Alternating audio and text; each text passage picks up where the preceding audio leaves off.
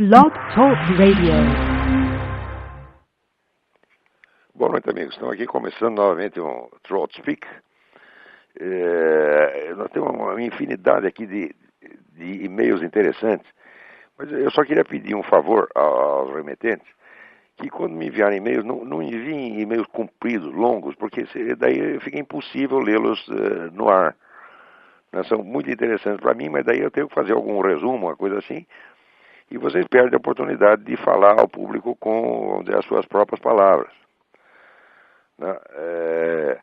Agora, essa semana me enviaram aqui uma série de coisas muitíssimo interessantes. A mais linda delas é esse caso desse espião italiano Marco Bernardini, que trabalhava para um esquema de espionagem a serviço da Telecom Itália. E este sujeito foi preso e fez um acordo lá com a polícia e contou tudo que sabia a respeito de um esquema de corrupção da Telecom Itália. Esse esquema de corrupção incluiu uma verba de 2 milhões de dólares que estava sendo usada no Brasil, tá certo? Porque a Telecom Itália estava disputando a Brasil Telecom com o grupo Opportunity, do banqueiro Daniel Dantas. Eu agora começo a entender por que o Daniel Dantas foi tão demonizado. Porque a Telecom Itália disputava a Brasil Telecom com ele. Também quem estava disputando era o filho do Lula, o Lulinha. Tá certo? Então, para tirar esse homem do caminho, Daniel Dantas do caminho, fizeram o diabo contra ele, demonizaram o sujeito, o transformaram num verdadeiro monstro. E o detalhe interessante da história é que entre os envolvidos nesse esquema de corrupção estava o então chefe da ABIN, seu Mauro Marcelo. Ora, o caso é escabroso, mas vocês querem saber o que vai acontecer? Não vai acontecer absolutamente nada. Tá certo? Todos eles vão ser premiados pelo mal que fizeram, como sempre tem acontecido. Não vai haver investigação alguma. Outra coisa interessante é que o Francisco José Domingues me manda uma entrevista que saiu na Veja, que eu não havia percebido na Veja, não havia lido na Veja. Essa entrevista do Roberto Abdenur, que era o embaixador aqui nos Estados Unidos. É bom vocês saberem que o Roberto Abdenur tinha fama de ser um sujeito governista, ou pelo menos um homem muitíssimo bem comportado. Ele não tem nada de direitista, de antipetista, nem coisa nenhuma. O fato é o seguinte, ele saiu do cargo acusando o governo, primeiro, de fazer uma espécie de lavagem cerebral em todo o corpo diplomático. Ele diz que o governo promove uma uniformização ideológica dos diplomatas, uma coisa que diz ele não aconteceu nem mesmo no tempo da ditadura. No tempo da ditadura o governo naturalmente determinava os rumos da política externa e esperava que os diplomatas agissem em conformidade, mas não os doutrinava, não os forçava, vamos dizer, a alinhar-se pessoalmente com a política do governo. Desde que o sujeito representasse o Brasil de acordo com aquilo que tinha sido determinado, está tudo bem. Mas agora não, agora você tem que se enquadrar ideologicamente. E daí diz o Roberto Abdenur que os diplomatas brasileiros hoje em dia são promovidos de acordo com a sua afinidade política e ideológica e não por competência. Digo, isso é um escândalo monstruoso, porque é o próprio embaixador brasileiro nos Estados Unidos, aposentado, que está dizendo isso. O sujeito saiu do cargo por causa disso, ele simplesmente não aguentou. E diz que a situação entre ele e o ministro Celso Amorim foi ficando cada vez pior, e chegou uma hora o nego não aguentou, foi embora. Mas isso tá assim mesmo, o Brasil inteiro está virando aqui a escolinha do MST. Se você não disser amém a toda esta porcariada petista, marxista, comunista, você tá roubado. Muito bem. Aqui tem uma outra carta, João Paulo Oque de Freitas. Prezado Olavo, sou professor de História do Ensino Médio do Colégio Suíço Brasileiro de Curitiba. Neste ano de 2007, ministrarei a disciplina de Teoria do Conhecimento, que faz parte do Bacharelado Internacional, Organização Internacional Bacharelado. O programa da disciplina é amplo e não está predeterminado de forma rígida. Gostaria que o senhor indicasse algumas obras referentes à História da Filosofia e Teoria do Conhecimento. Ora, João Paulo, não dá para a gente fazer uma lista de livros aqui. Mas, para o meu gosto, o melhor livro de teoria do conhecimento que alguém já escreveu, chama-se a dialética do conhecimento, Dialectique de la Connaissance, escrito por André Marc, M-A-R-C. André Marc era um padre francês que foi, no meu entender, foi o maior dos pensadores neoescolásticos do século XX, infelizmente eclipsado dentro do conjunto do movimento por figuras muito menores, como aquele ridículo senhor Jacques Maritain, que aí no Brasil exerceu uma influência imensa.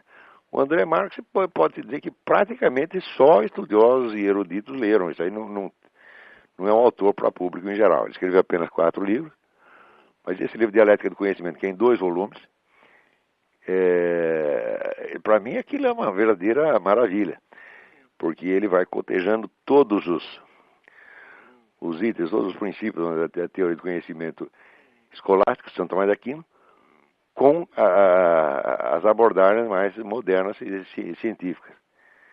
E, olha, leia, não tem outra, não há muito o que dizer do livro, você tem que estudar mesmo. Não é um livro fácil de ler, não é um livro agradável para a leitura do público em geral, mas para quem é do ramo, é uma delícia. Então, a partir disso aí, ele vai te abrir, vamos dizer, uma infinidade de caminhos. Um outro livro que eu também considero indispensável para isso é o clássico do Bernard Lonergan, Insight. Insight pode querer dizer intuição, intelecção. Também é um livro bastante volumoso, né, que estuda o processo pelo qual você intelige alguma coisa. Esse aqui também considero indispensável. Então, acho que com esses dois você se vira. São 1000 páginas cada um. Você vai ter aí muito assunto para pensar durante bastante tempo. Muito bem. Vamos lá. Olha, aqui tem uma carta muito interessante do Felipe Cola,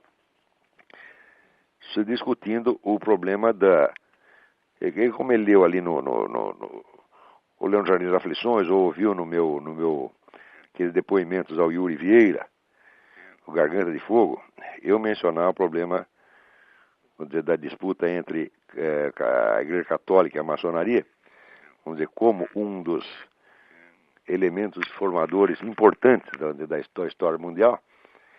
Essa briga entre cristianismo e maçonaria seria, no meu entender, uma das linhas principais da sucessão histórica nos últimos 2 séculos, 2 ou mais até. Então, ele faz uma discussão muito interessante das possibilidades de acordo entre maçonaria e Igreja Católica, mas eu não vou poder ler a carta dele porque é muito comprida. Então, eu não sei o que realmente não sei o que fazer. Eu vou responder isso por e-mail, mas não tenho tempo, eu teria que escrever 4, 5 laudas para isso, é impossível. E responder aqui no programa, eu teria que ler a carta inteira. Então, se for possível você me mandar uma versão resumida, eu agradeço. Muito bem, vamos ver o que mais. Também alguém me envia aqui esta matéria da Folha, que diz que os papéis da ditadura somem dos arquivos. Digo, a esta altura, né, o arquivo do Serviço Nacional de Informações, que está sob a guarda da União, sofreu uma limpeza na qual foram suprimidos os documentos que deviam constar nos arquivos federais. E muito bem, a esta altura, a quem interessa assumir isso aqui? Porque tudo quanto é, entre aspas, crime da ditadura já foi alardeado, usado, abusado e transformado em dinheiro. Todo mundo sabe disso, né? Os crimes reais e imaginários. Então, essa altura, a quem interessa assumir isso dessa coisa? É para essa própria cambada esquerdista, né? Quer dizer, porque a parte deles jamais foi revelada, né? Parece que o arquivo é sempre, todos os documentos que aparecem são sempre contra o mesmo lado. E agora o pessoal militar está dizendo, não, nós queremos que abra os arquivos, sim, mas que abra para os dois lados, né? Com tudo. Então, como isso não convém, já assumiu a papelada toda. Aliás, nunca esperei outra coisa também. Aqui nos Estados Unidos, aquele negócio da comunidade norte-americana que fundiria o México, o Canadá e os Estados Unidos, está já num processo avançadíssimo, tá certo, de implementação. Agora nós estamos começando a discutir também, né, se já que vai abrir as fronteiras, que tem uma unidade territorial, deveria ter também uma unidade monetária. Aliás, eu nem sei como eles não tiveram a ideia de começar justamente por aí, como começaram na Europa, onde fizeram o euro. Agora aqui estão já discutindo uma moeda que chamaria o Amero, né, que seria a moeda única para esses três países. E no fim vão ter que terminar com a moeda mundial. Né, o Robert Mundell, que foi Prêmio Nobel de Economia, né, ele já confessa que o objetivo do CFR, do Council of Foreign Relations, é exatamente esse. Diz ele, uma economia global requer uma moeda global. Né? E a moeda melhor, moeda excelente, não seria da norte-americana, mas a moeda do mundo. Né? Então como é que ia chamar essa porcaria? O Mundero. Né? Tem o euro, o Amero, o Mundero, ou Globero, sei lá como é que vai chamar essa porcaria.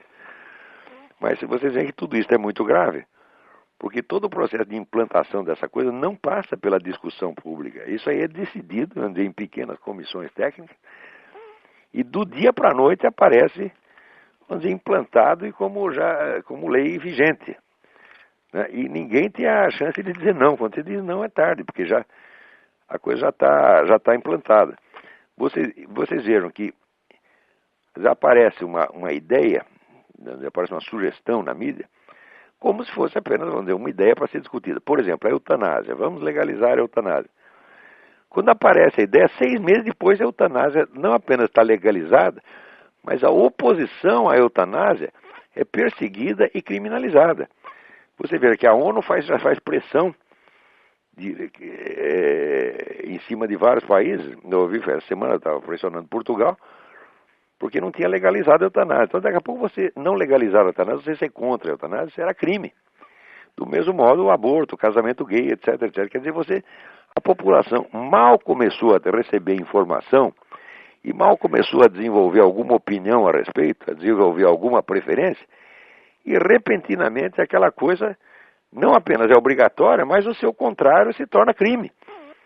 Quer dizer, este é o processo, vamos dizer, legislativo mais tirânico que já existiu na história do mundo, porque não dá tempo de você discutir, você nem sabe de onde apareceu a ideia, e não dá tempo nem de saber que ela já é lei.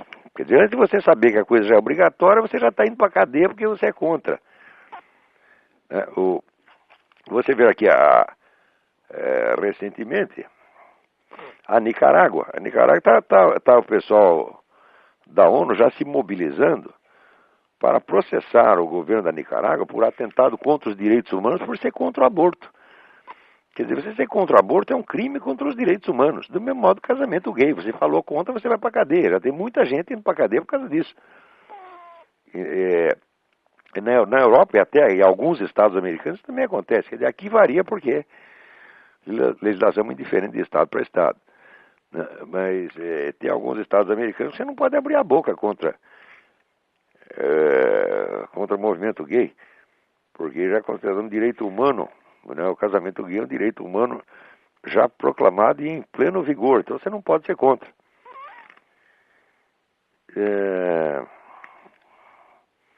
Vamos lá, o que mais temos aqui?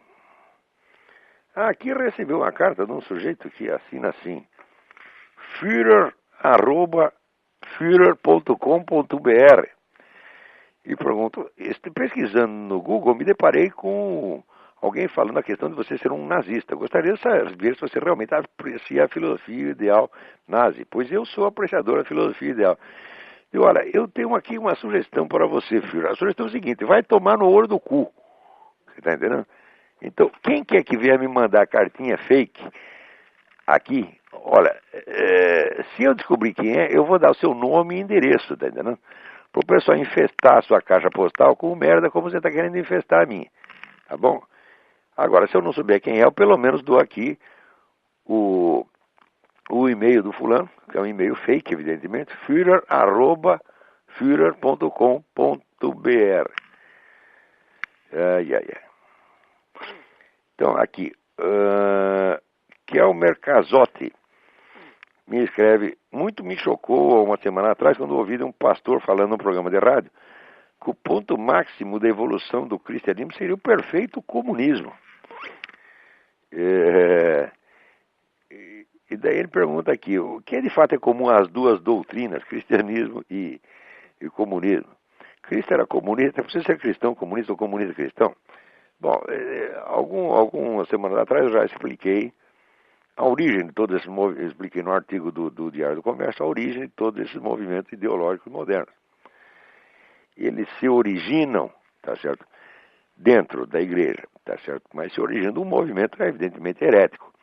Esse movimento começa a aparecer, vamos dizer, entre os séculos, se desenvolve sobretudo entre os séculos XIII e os séculos XVI, são chamados movimentos revolucionários messiânicos, que visavam, que era meia dúzia de monges, teólogos, etc., que, desesperado com a confusão que havia na época, a confusão causada, sobretudo, pelo surgimento dos estados nacionais. Na medida que cada nação começou a ter ambições imperiais por sua conta, aquilo quebrou a unidade do Império Medieval e criou uma bagunça geral. Dentro dessa bagunça, evidentemente, surge a corrupção, ateísmo, banditismo, etc. Então, meia dúzia de monges, desesperados com isso, decidiram criar uma espécie de nova ordem mundial. Aliás, usaram esse termo. Esse termo foi inventado por João Amos Comênios, que é um educador da época, um cara importante na evolução da pedagogia, mas que também foi um teórico político da mais alta importância, que é inventor da expressão novus ordo seclorum, que seria, então, vamos dizer, a nova ordem mundial cristã. Quer dizer, os caras iam implantar o reino do Cristo na Terra a ferro e fogo. E, com isso, desenvolveram a ideia de um tempo futuro, um tempo histórico futuro, que seria, então, vamos dizer, o reino de Deus na Terra. E, portanto, seria já o efeito do juízo final. Quer dizer, com isso, veja a sutileza do negócio, é que transforma o juízo final. O que é o juízo final na Bíblia? O juízo final é o fim dos tempos históricos. Quer dizer, é a absorção da totalidade dos tempos na eternidade. A eternidade é, vamos dizer, como definia Boécio, é a posse plena e simultânea de todos os seus momentos. É a somatória de todos os momentos transcorridos e transcorríveis, momentos reais e possíveis. Tá certo? Agora, na Bíblia, o juízo final se dá precisamente na eternidade, quer dizer, diante do esgotamento do tempo histórico, o tempo é absorvido, então, na eternidade, e vamos dizer, os atos, né, e acontecimentos transcorridos no tempo são, então, rebatidos, né, no plano da eternidade.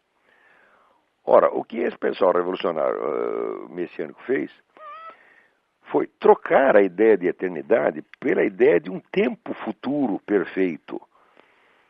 Note bem que, na perspectiva da Bíblia, o sentido da história aparece somente na eternidade. Quer dizer, a história é um transcurso de acontecimentos, um transcurso mais ou menos anárquico, mas, visto, rebatido no plano da eternidade, esse transcurso histórico ele adquire uma forma total. E como ele adquire uma forma total, justamente porque acabou, né? Quer dizer, quando acaba o tempo, então, tudo que transcorreu dentro dele deixa de ser um fluxo e adquire uma figura.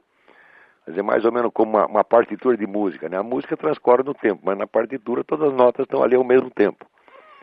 Então, nesta passagem, quer dizer, do transcurso temporal para a eternidade, a história humana total adquire uma figura e pode, portanto, ser julgada.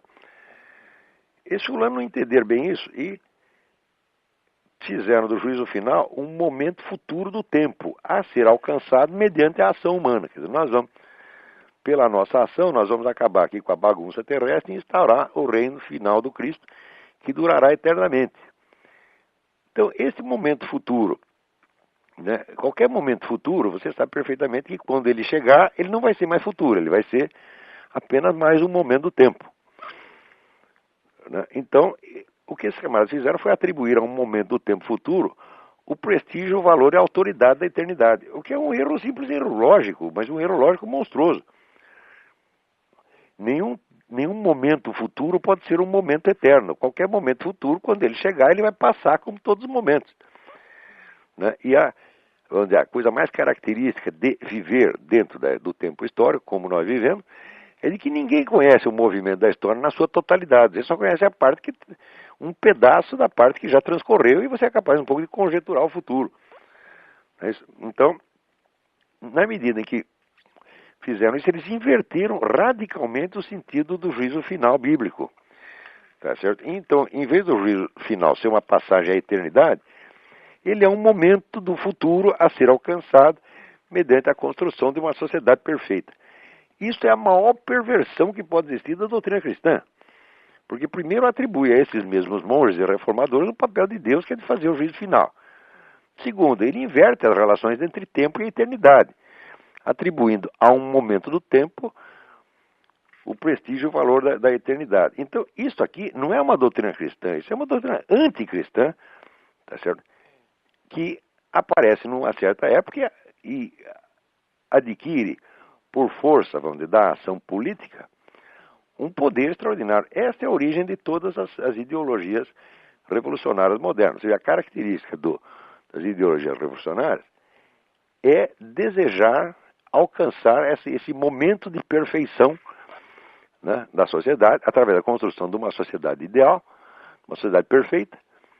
Seria alcançar dentro do tempo, mas ao mesmo tempo seria a história, o momento eterno, seria o fim dos tempos, ou o fim da história, como depois disse textualmente o próprio Karl Marx.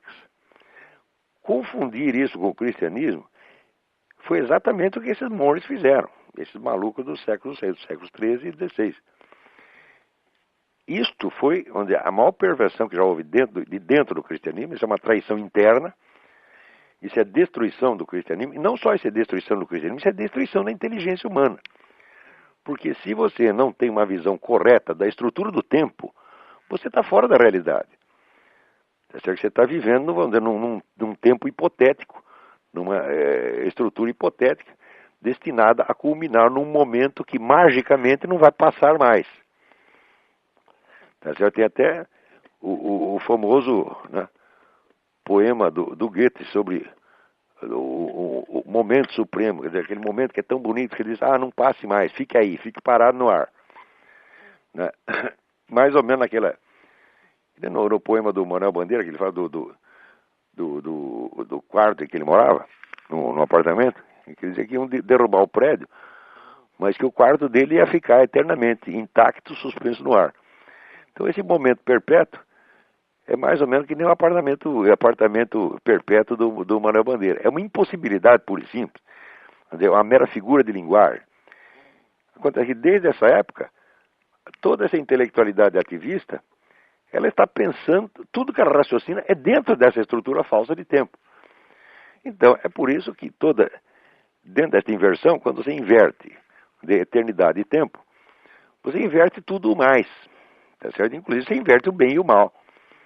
Isso é impossível, como você está conferindo ao tempo o valor da eternidade. Então, a inversão lógica é total. E não é só inversão lógica, é inversão de percepção. E se você pode perceber um simples momento do fluxo temporal como se fosse uma eternidade, tá certo? Então, todo o esquema de percepção dele está alterado. E daí que esse pessoal não chega a confundir, vamos dizer, o bem com o mal. Esta inversão, ela aparece em tudo. Como, por exemplo, esta semana, tinha uma entrevista deste professor da Unicamp, esse cretino chamado João Carlos Quartim de Moraes, que é um sujeito que ele fundou na Unicamp um núcleo de estudos marxistas, né, transformando a Unicamp numa escolinha do MST. Na época que fundaram isso, eu sugeri, né, escrevi à Unicamp dizendo, por que vocês não fundam também um núcleo de estudos antimarxistas? Seria até mais interessante, porque todos os filósofos que interessam no século XX são antimarxistas. Então, um núcleo de estudos antimarxistas forneceria um material de estudo muito mais valioso para a meninada, né? É claro que eles não me responderam. Mas esse seu João Carlos Quartim de Moraes, ele está dizendo que se a esquerda atual ela não pode, vamos dizer, tentar obter o apoio, a simpatia dos militares atuais à custa de esquecer, diz ele, os nossos mortos. Né? Então, ora, falando de nossos mortos, é bonito, muito bonito esse negócio, porque este seu João Carlos era um dos membros daquele comitê de justiça autonomeado que condenou à morte um capitão americano que morava no Brasil, chamado Capitão Chandler. E o assassinaram na porta de casa, na frente do filho e da mulher. Né? Então, era um comitê de 3 filhos da puta, tá certo? Que condenaram à morte um sujeito que não tinha absolutamente nada a ver com a disputa política brasileira. Eles inventaram toda uma história, toda uma mitologia de que o sujeito era um agente perigosíssimo que estava aí ensinando técnicas de tortura, o que é um absurdo total. Né? O sujeito estava apenas fazendo um estágio, estudando no Brasil. Quer dizer, um cara que confiou na hospitalidade brasileira, foi aí para estudar, e de repente é crivado de bala na porta de casa. Isso é obra de seu Quartinho de Moraes.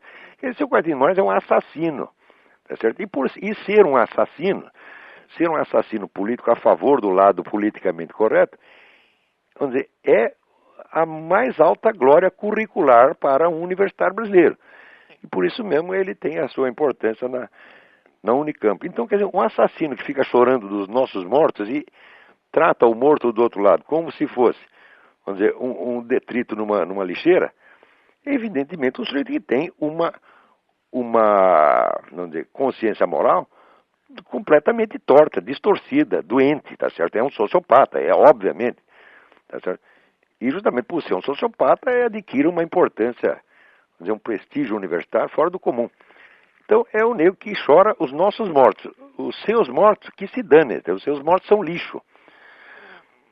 Quer dizer que, veja, a condição humana, salvo engano, é uma condição biológica da qual todos nós participamos. Nenhum ser humano pode conferir a condição humana ao outro, tá certo? Mas, na perspectiva desse seu João Carlos Quartinho de Moraes, a condição humana, ela depende da sua posição política. Conforme a sua posição política, você é gente, então você merece ser pranteado e homenageado depois que morreu. Agora, se você está do lado errado, isso não existe. Né? Então só existem os nossos mortos. Os seus mortos são lixo. Isso é uma distorção monstruosa da consciência moral. Essa distorção é comum a uma infinidade de intelectuais ativistas, militantes, são todos eles assim. Né? Todos eles choram vamos dizer, porque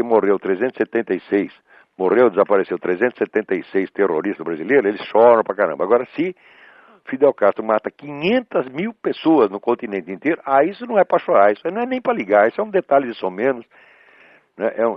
É um detalhe na história, como vamos dizer, como os judeus que morreram na Segunda Guerra eram um detalhe para o tal do seu Le Pen, que é outro, evidentemente, também um cara de uma perspectiva revolucionária.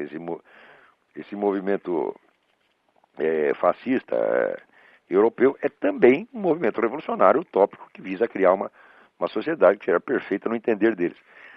Então, a perda da estrutura real do tempo é a perda da noção de realidade e a distorção completa da percepção humana. Então, você dizer que isso é cristianismo, eu digo, bom, é cristianismo no sentido que uma nota falsa de $100 é uma nota de $100. Né? Não deixa de estar escrito $100, ela imita. Né? Só que ela não vale $100, não vale nada. Então, do mesmo modo, esse pretenso cristianismo socialista, quem quer que fale isso com o socialismo cristão, você pode ter certeza que um é um idiota completo, um é um sociopata como esse seu Quartinho de Moraes. Muito bem. Vamos ver aqui. Que Arthur Hens. Quem escreve é Arthur Hens de Fortaleza. Ontem eu estava assistindo o canal de televisão Fox News quando vi uma notícia que achei interessante comentar. A notícia tratava da questão de enquadrar a obesidade infantil no rol dos abusos de criança. É isto mesmo, é o Fat Police. Né, você tome cuidado, porque daqui a algum tempo, se o seu filho for gordo, você vai pra cana. Tá certo? Eu mesmo comentei num artigo umas semanas atrás, da lista de produtos que na Inglaterra já é proibido anunciar na televisão, como por exemplo ketchup, mostarda, né, e uma série de bolinhos, alguns refrigerantes, etc, etc. Então, tudo isso já está sendo criminalizado, como os cigarros já foram criminalizados. Agora, ao mesmo tempo, você veja que coisa interessantíssima. A ascensão dos democratas aqui ao Congresso americano, a vitória dos democratas nas eleições para o Congresso, trouxe para o Congresso um tal deputado, seu Kucinich, esqueci o primeiro nome dele, que é o grande apóstolo da liberação da maconha. De maneira que a liberação da maconha já entrará, né, em linha de discussão para os próximos anos. E pode ter certeza que daqui a alguns anos quem for contra a maconha será um criminoso. Agora, se você fumar um cigarro na rua ou der um sanduíche com ketchup para o seu filho, você vai para a cana. Não se espantem de que todas estas novos regulamentos e novas leis que estão aparecendo dentro do contexto, né, desse projeto globalista, Nova Ordem Mundial, todos eles têm um aspecto psicótico, tá certo? E, evidentemente, grotesco. Então, isso se deve exatamente ao que eu estava falando agora. Quer dizer, todo o movimento revolucionário moderno, ele se baseia numa perda da noção de realidade, uma destruição da estrutura do tempo e, portanto, a destruição da percepção da realidade. Então, não é de estranhar que apareçam, vamos dizer, leis aberrantes uma atrás das outras. Agora, o terrível é que as pessoas que não compartilham dessa doença da percepção, dessa perda da percepção da realidade, vão ter que viver dentro da realidade inventada por esses psicóticos. E nós vamos ter que declarar que todas essas loucuras que inventaram são tudo realidade. Quer dizer, o sujeito vai dizer para nós assim, olha, 2 mais 2 é 5. E você vai ter que repetir, é 5, sim senhor. Você está entendendo? Né? Os rios correm para trás. Você vai dizer, os rios correm para trás. Os urubus voam de costas. E você vai ter que repetir tudo isso, dizer, sim senhor, é verdade. E se você disser o contrário, você será não apenas um criminoso, como você também será um desajustado social. Né? Quer dizer, é muito difícil você se ajustar dentro de um mundo psicótico, né, como esse. Mas é isso realmente que eles estão obrigando, né, a fazer. Então é esse mais ou menos o mundo em que vocês vão ter que viver no futuro. Então me dê um momentinho que eu vou procurar aqui mais um e-mail aqui.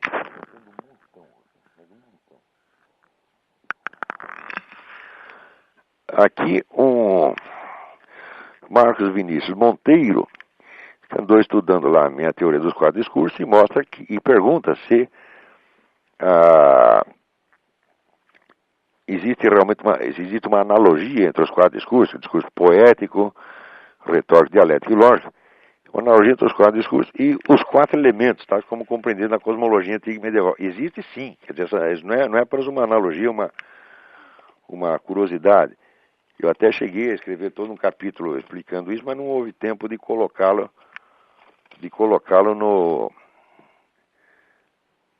no livro que eu escrevi sobre Aristóteles. Talvez numa segunda edição eu possa aumentar com esse capítulo. Espero que sim.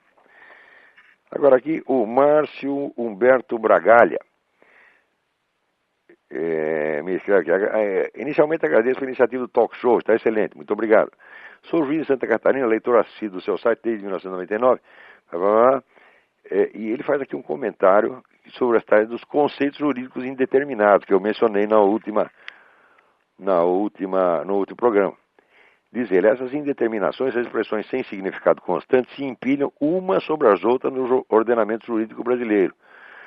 Muitas vezes, quando preciso sentenciar, aplicando a lei ao caso concreto, me deparo com indeterminações das mais vagas, das mais abstratas, que, propositado involuntariamente, oferecem ao intérprete de algo que deveria ser ao máximo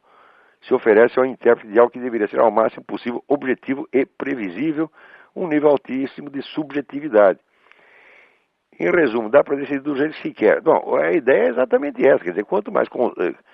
Eu já expliquei, conceito indeterminado não existe. O que existe é termo com significação indeterminada. Porque isso é uma coisa, é um conceito Conceitualizar é determinar, né? Então, conceito vem do latim concepio, quer dizer, con quer dizer junto e cepio quer dizer pegar, agarrar. E então, o que significa o conceito vamos dizer, uma estrutura verbal que lhe permite, ao mesmo tempo, vamos dizer, agarrar uma ideia que está dentro da sua mente e você agarrar também o objeto, a referência objetiva dele, né, no mundo, no mundo exterior, no mundo objetivo. Então, falar em conceito indeterminado é quadrado redondo. É pior que o quadrado redondo, na verdade, né? Porque seria o quadrado não quadrado. Mas na hora que inventaram esse negócio, quer dizer, onde a própria expressão já é errada, e a ideia mais ainda, inventaram de propósito, para tornar, vamos dizer, toda a lei um conjunto de mecanismos que estejam à mercê das pressões políticas e das decisões arbitrárias dos grupos de poder, mas que elas possam, vamos dizer, fazer da lei o que elas quiserem. Isso aí vamos dizer, uma das muitas técnicas de guerra cultural. Isso é inspiração longínqua disso é o próprio Antônio Gramsci, onde você vai derrubar todo o edifício das leis sem mudar lei nenhuma, você simplesmente esvazia ela de conteúdo, daqui a pouco você põe um conteúdo inverso. Assim, tudo que era proibido se torna obrigatório, tudo que era obrigatório se torna proibido, sem que você precise mudar a letra de uma única lei. É para isso que serve essa ideia idiota dos conceitos indeterminados, né? Analisando o problema, tenho considerado a hipótese de que a forma de redação das normas jurídicas positivas é propositadamente assim adotada como instrumento revolucionário adicional. Já que percebo não apenas a maioria dos políticos, mas também a boa parte dos magistrados é de esquerda. Você tem toda a razão, Márcio Humberto. É exatamente isso que acontece. Quer dizer, tudo isso aí é instrumento de empulhação a serviço de um esquema de poder político. Vamos ver se tem alguém aí. Tem alguém na... Tá bom, não temos ninguém na fila para falar.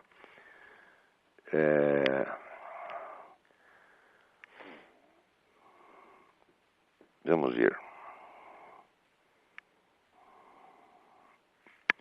Alguém me manda aqui um artigo escrito em 1999,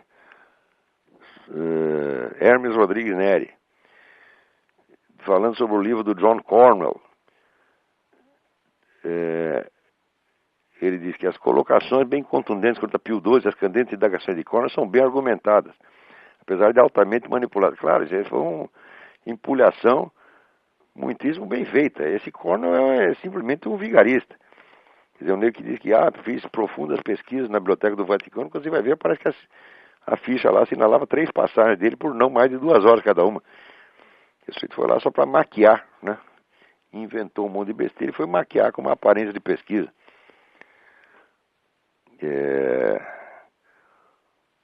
Vamos ver. Muito bem, o que mais que nós temos aqui?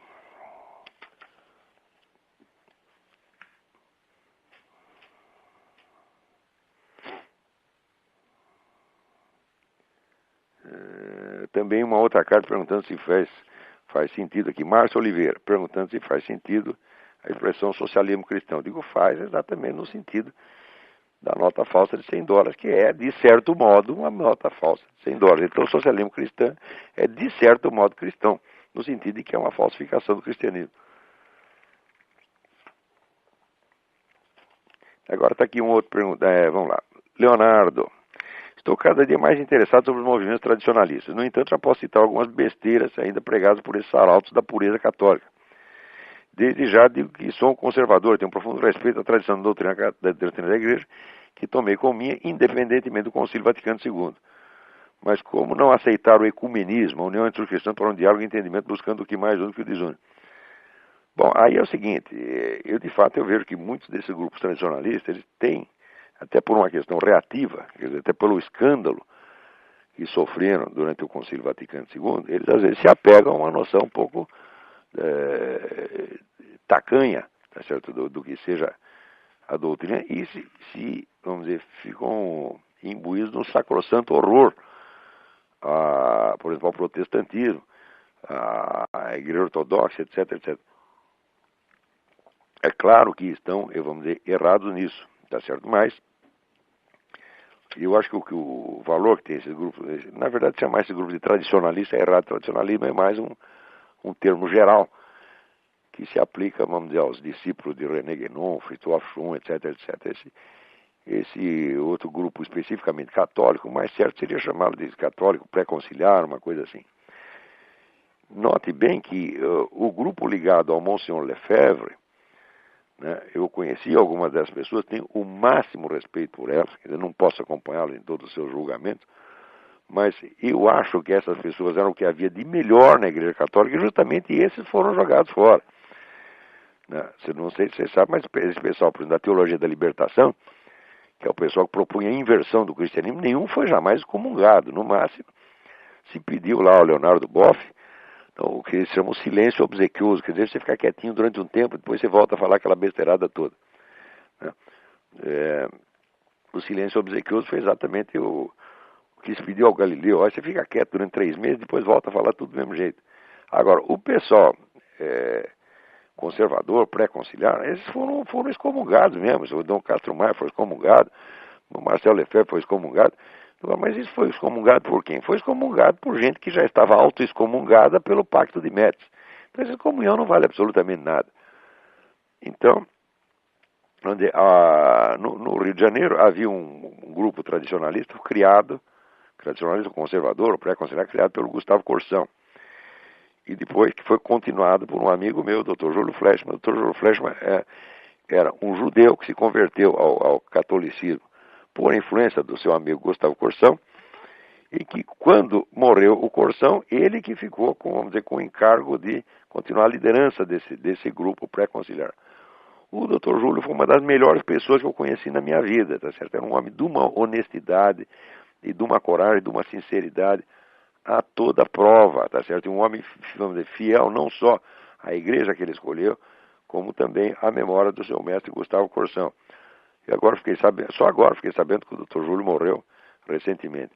Ora, não precisava concordar com todas as ideias e interpretações que o Dr. Júlio fazia sobre todos os itens da disputa da disputa eclesiástica. Mas eu sei o seguinte, eu sei que qualquer coisa que se dissesse contra esse grupo era mentira. Porque era as pessoas mais honestas que tinha no Rio de Janeiro. E, no entanto, a Arquidiocese do Rio, na época, fez o diabo com essa gente, quer dizer, perseguiu, mentiu, quer dizer, oprimiu. O Dr. Júlio conta isso no seu livro de memória, que se chama A Crise é de Fé e é Grave, que foi editado pela editora Permanência. Vocês podem ter notícia disso através do site, eu não lembro se é permanência.com.br ou permanência.org, mas é um dos dois. Dei uma olhada nisso.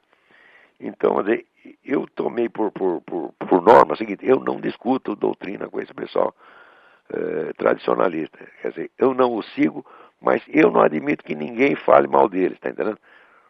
Porque a pessoa tem para falar, isso aí eu critico, até alguma autoridade moral tem que ter. Tá certo? E eu não conheço dentro da Igreja Católica quem tenha mais autoridade moral do que essa gente, tá certo? Que, vamos dizer, pagou, que sofreu pela sua fé, que viveu num espírito de sacrifício e de fidelidade à Igreja milenar. A gente tem que aprender vamos dizer, a respeitar os valores efetivos, tá entendendo? E também, veja, eu não vou ficar discutindo detalhes doutrinais com um grupo minoritário que está perseguido e oprimido. Isso eu não faço. Tá certo? O dia que este grupo tiver, vamos dizer, reconquistado o seu lugar, o lugar que merece dentro da igreja, merece muito mais do que esse pessoal que está na alta hierarquia hoje, o dia que eles tiverem sua liberdade, sua segurança, tá certo? E seus direitos assegurados, talvez eu possa discutir com eles, mas até lá não. Então, parece que é uma pessoa na linha aí, vamos ver quem é. Alô? Alô? Alô? Sim, quem está na linha? É João Paulo aqui de Santos. Oi, tudo bem? Tudo bom. Olavo, lendo o seu site, algumas coisas que você escreve no jornal e também alguns sites da internet, às vezes eu fico na dúvida, e tem pessoas que acham que, na verdade, o grande, assim, perigo, vamos colocar entre aspas, que a sociedade ocidental enfrenta hoje seria o radicalismo islâmico.